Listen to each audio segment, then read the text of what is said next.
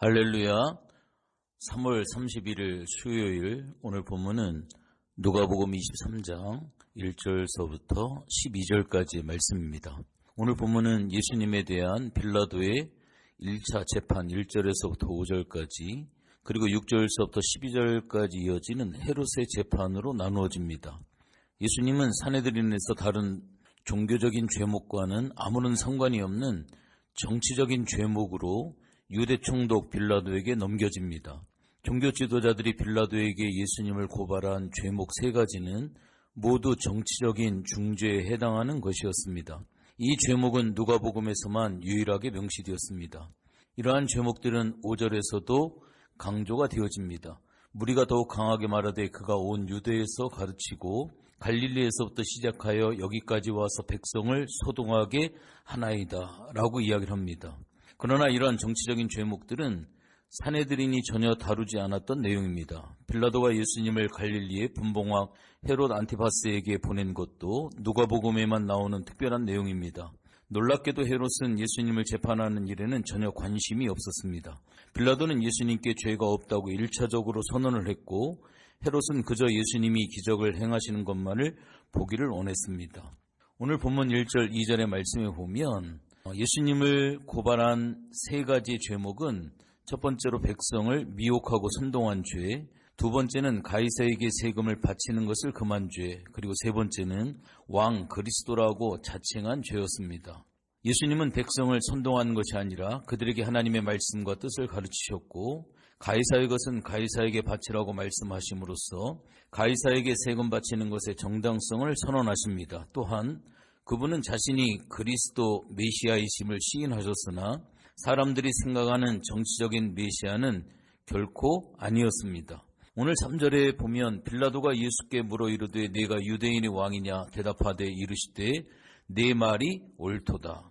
빌라도는 유대 종교 지도자들이 예수님을 고발한 3가지 죄목 중 처음 2가지 백성을 미혹하고 선동한 죄, 가이사에게 세금을 바치는 것을 금한 죄 2가지는 수용하지 아니하고 그분이 자칭 왕 그리스도라고 주장했다는 문제를 가지고 예수님을 신문합니다.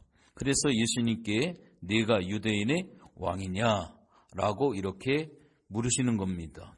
오늘 본문의 내용을 가지고 저는 3가지를 여러분들에게 함께 나누기를 원합니다. 첫 번째로 우리 예수님은 이 땅에 왕으로 오셨다라고 하는 사실을 1절에서부터 3절까지 이야기를 하고 있습니다.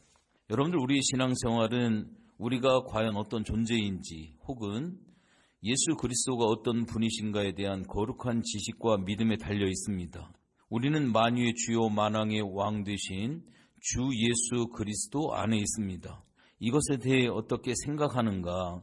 입으로만 주라고 고백하고 실제로는 아무 생각이 없는 것은 아닌지 그분의 왕적 권세를 믿고 철저히 순종하며 더 나아가 그분의 주되심을 모든 곳에서 실현하는 삶의 자세와 방향성이 있는지 예수님을 주님으로 부르는 자는 주님을 교회의 머리요 각 개인의 머리로 모시고 그 앞에 엎드리는 그러한 사람들입니다. 그 당시 종교 지도자들과 무리는 예수님이 왕을 사칭하고 가이사에게 반역한 자라고 고배를 합니다. 그러나 실상 가이사와 권력자들과 죄악된 인간들이 만왕의 왕이신 예수님을 반역했다라고 볼 수가 있습니다.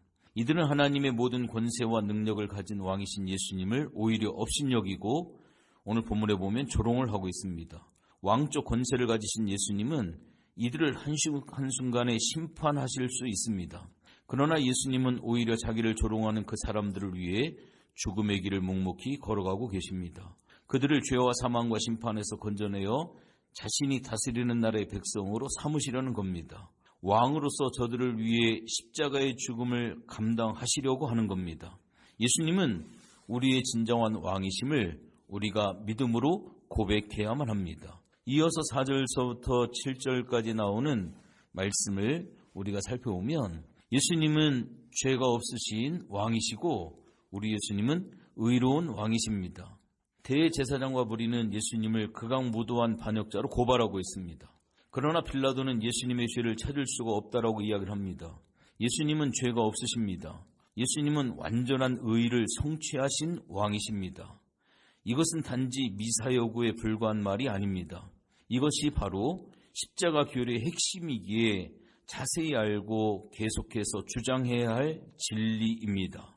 예수님은 완전한 의인이시기에 우리의 죄를 대신 지실 수가 있었습니다. 또한 예수님은 완전한 의인이시기에 우리에게 완전한 의를 선물로 주실 수 있었습니다. 즉 우리의 죄사함과 의롭다함은 모든 죄가 없으신 예수님만이 주실 수 있는 것입니다. 그래서 우리가 정죄에서 벗어나며 하나님 앞에 당대히 설 수 있음을 기억해야만 합니다. 오늘 우리가 살펴볼 사항은 많은 사람들이 하나님 앞에서 무력한 이유가 과연 무엇일까요? 그것은 자신이 하나님께 받아들여줄 수 없는 죄인이요, 하나님이 결코 자신을 기쁘게 용납하지 않으실 것이라고 하는 생각을 가지고 있습니다.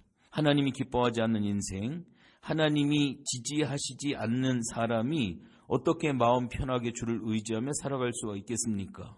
오늘 의롭다 하시는 왕이신 예수님, 이 예수님을 통해 이 생각에서 벗어나야 합니다. 하나님은 우리를 완전한 의인으로 여기시며 기뻐하신다라고 하는 분명한 사실입니다. 세 번째로는 예수님은 순종의 왕이십니다. 빌라도는 헤롯에게 예수님에 대한 신문을 넘깁니다. 그런데 헤롯은 재판에 대해서는 관심이 없고 오직 예수님의 이적에 대해서만 호기심을 보입니다. 그 호기심이 채워지지 않자 예수님을 업신여기며 희롱합니다. 이때 예수님의 심장이 어떠하셨을지 생각해 보면 마음이 참담해집니다. 예수님은 어떤 질문에도 답하지 않으시고 어떤 조롱에도 묵묵히 참으십니다. 그 이유는 십자가에서 죽으시는 길을 걸어가기로 우리 주님은 작정하셨기 때문입니다.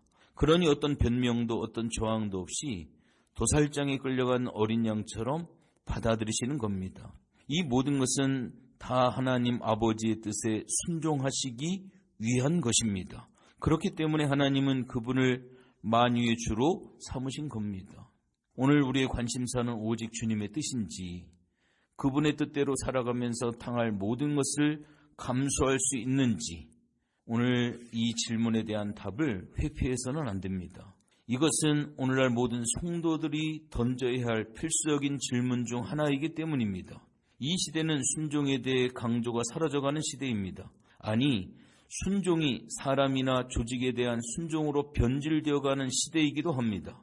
주님의 뜻, 곧 십자가의 길을 걸어가라는 말씀에 순종해야 합니다. 예수님이 하나님의 뜻에 순종하며 마지막까지 십자가의 길을 감당하신 것은 모든 신자가 영원토록 주목해야 할 가장 빛나는 모범입니다. 저는 마지막으로 오늘 12절의 말씀을 한번 같이 나누기를 원합니다. 오늘 본문 12절에 헤롯과 빌라도가 전에는 원수였으나 당일에 서로 친구가 되니라 라고 말씀을 하고 있습니다. 갈릴리 분봉왕 헤롯 안티파스와 유다의 관할권을 쥐고 있던 총독 빌라도는 서로 좋은 관계가 아니라 껄끄러운 관계였었습니다. 대제사장과 고위 제사장들은 유대인들 전체를 통제하는 문화 권력을 확보한 사람들이었습니다.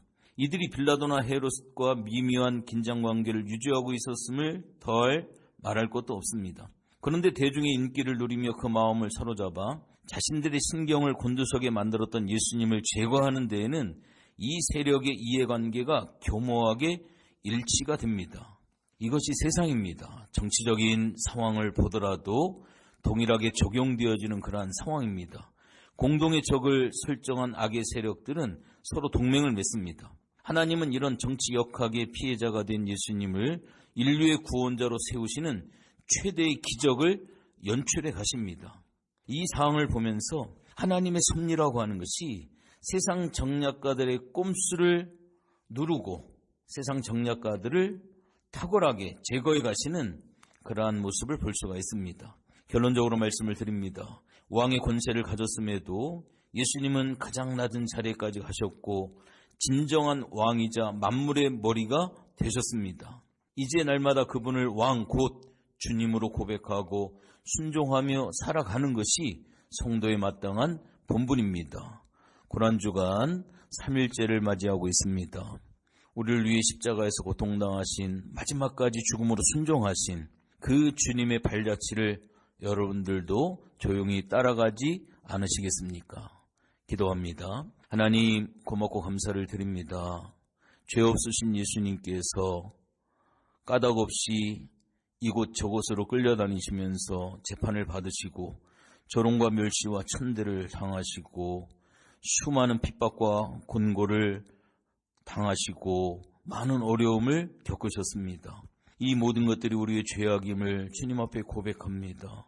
오늘도 우리의 죄를 감당하시기 위해 변명하지 아니하시고 도수장에 끌려가는 어린 양처럼 묵묵히 감당하시는 그 주님을 묵상함으로 우리의 삶을 통해 만나는 수없이 많은 일들을 넉넉히 이기는 귀한 믿음의 사람, 순종의 사람 되어줄 수 있도록 하나님 도와 주시옵소서. 감사를 드리며 예수님의 이름으로 기도했습니다.